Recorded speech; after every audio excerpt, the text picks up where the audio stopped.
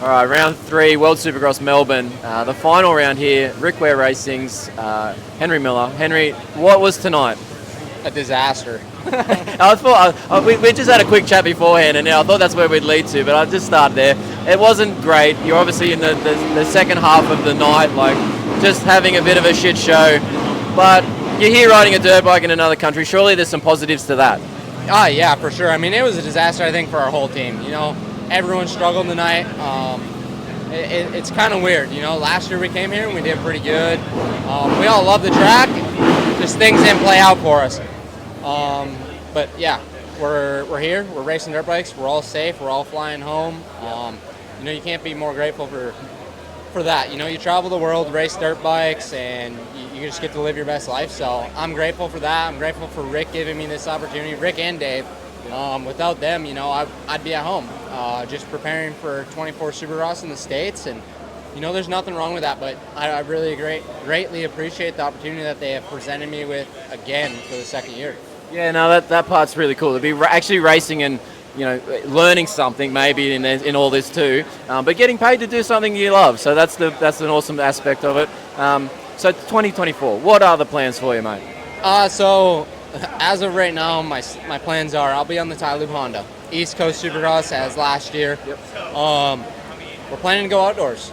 They're planning to help me through the outdoor series. I'll be on a 450, but they are planning to get involved and kind of hopefully the semi or the sprinter or something's going to the races, so I don't have to make the drive to every race myself. But the goal is to be on that 450 first round outdoors, hit them all, and get into the SMX points in the 450 class. Is this something, like you mentioned about the team trying to do this now, with the change to the SMX combining this for the AMA, is this making the teams actually look at the outdoors and try to be a part of the whole thing for the whole year round, or do you just feel that it's time, they've got sponsors and they can actually do it? So for some of the guys that do really good in Supercross, they don't even have to line up outdoors. No, true. They can score enough points in Supercross and just show up SMX, make their money, and go home. Yep.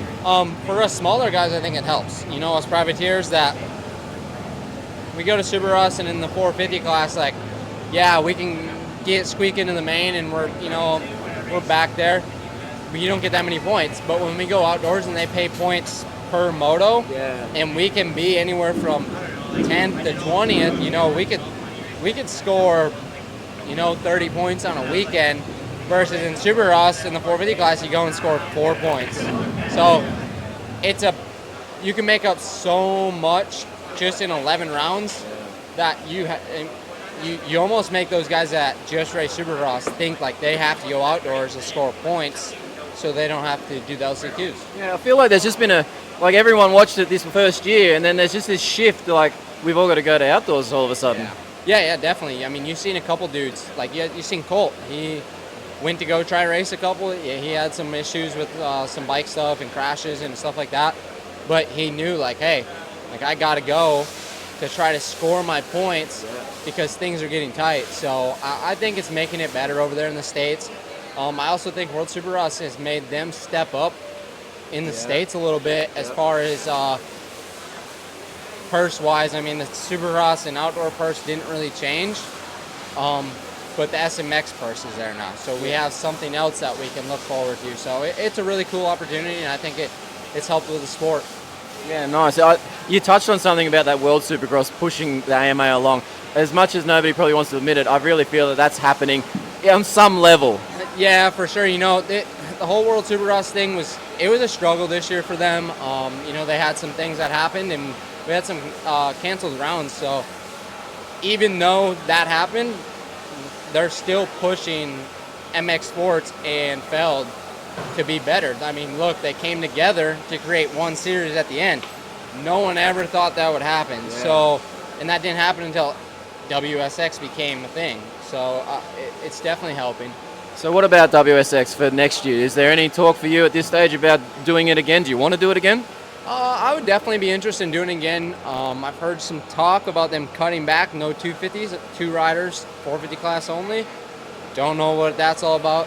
So it's just going to kind of plan or go by how they plan it out next year. If they cut back half the riders, half the bikes, if they do that, then I probably won't end up being able to do it. I had a couple offers to come do Australian Supercross. I was wondering if somebody might get something like that, because it's an enticing thing to then pair it all up. Yeah, so I had a couple offers to come do the 3 rounds.